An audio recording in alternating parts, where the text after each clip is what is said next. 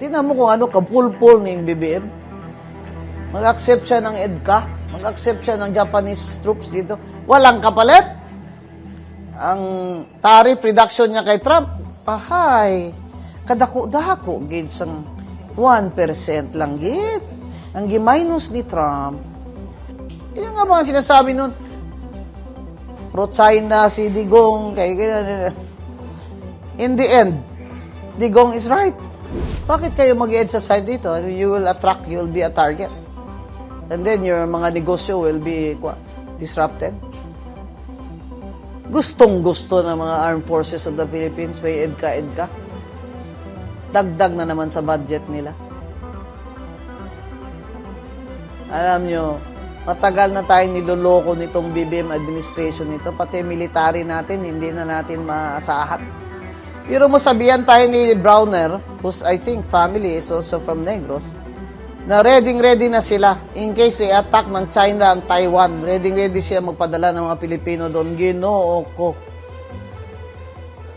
So may labot na to sa Taiwan, Bing. Ipadala man mo dito ang mga igsoon. Ikaw ra dito, General Browner. Samang ka. So may labot naman ilang gira. Diyos ko. Bayaran tayo ng Taiwan. Padala kami dyan ng soldiers. Ilang $billion. Mag-aid ka dito ang Japan. Bigyan nyo kami. Aid. $100 billion in aid. Bakit walang kapalit? Tingnan mo kung ano, kapulpul ng BBM. Mag-accept siya ng EDCA. Mag-accept siya ng Japanese troops dito. Walang kapalit. Ang tariff reduction niya kay Trump, pahay, kadako-dako, gid sang 1% lang gid. Ang giminus ni Trump, yan, iadto pag siya dito. Yung Indonesia, nitawag naman. Indonesia's oil. Malaysia's oil. That's the difference. Yan nga mga sinasabi nun, pro-China si Digong, in the end, Digong is right.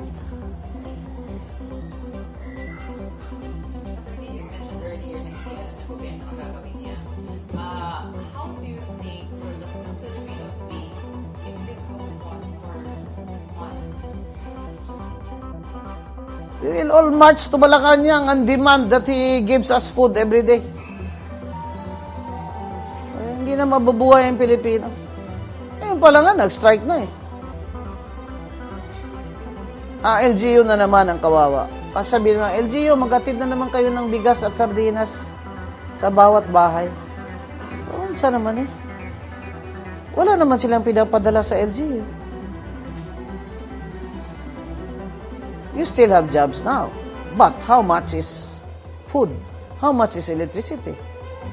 How much is gasoline? Ako ngayon, somebody asked me for a meeting, you come to near my place of where I am now. Otherwise, di ako magka-meeting sa inyo. Driver ko, sweldo lang. Wala na trabaho.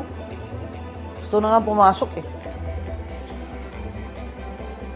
I can take care of myself. I can even drive. Ang ayaw na ayaw ko talaga dyan, sabihin pa nila tayo na, hoy, mag-inot-inot ka mo, sa Ilonggo pa bala? Kasabot, mag-inot-inot? Hoy, mag-inot mo, magtipid kayo. Ang Pilipino ra ba?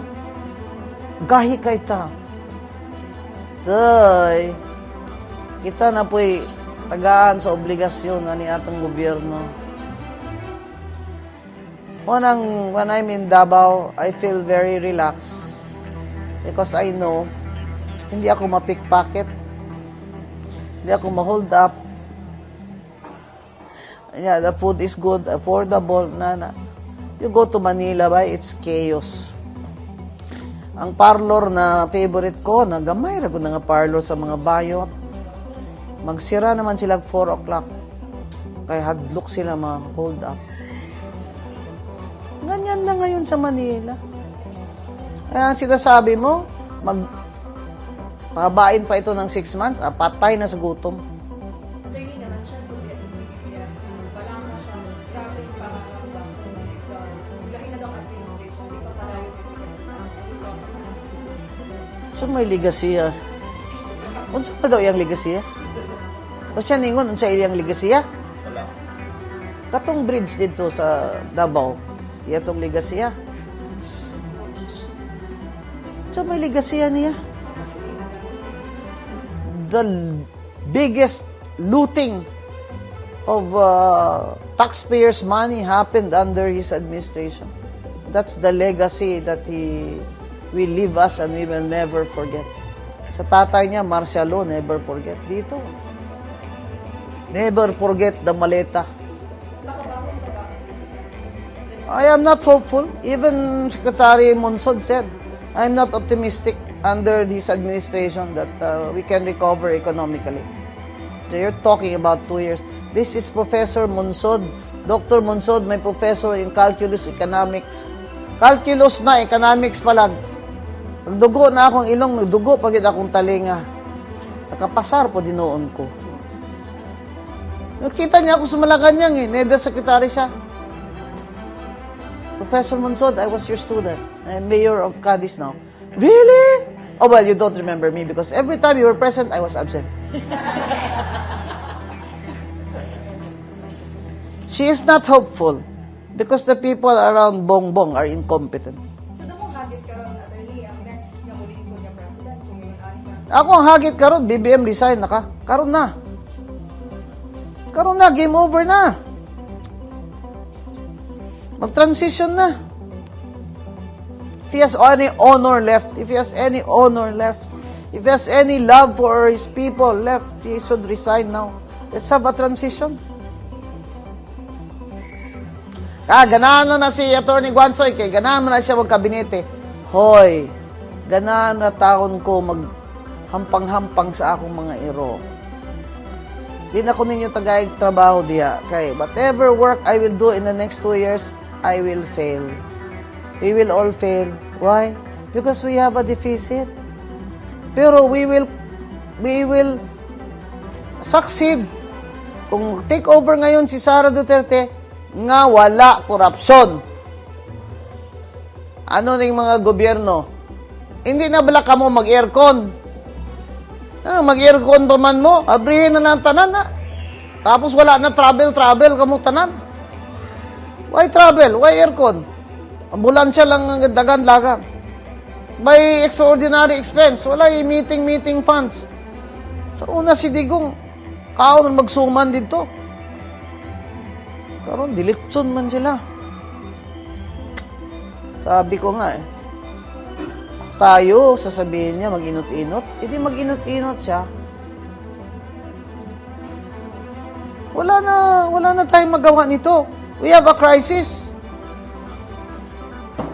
We have a crisis. I suggest BBM resigns and prepare a transition government. Attorney, who do you think can beat Vice President Sara Duterte?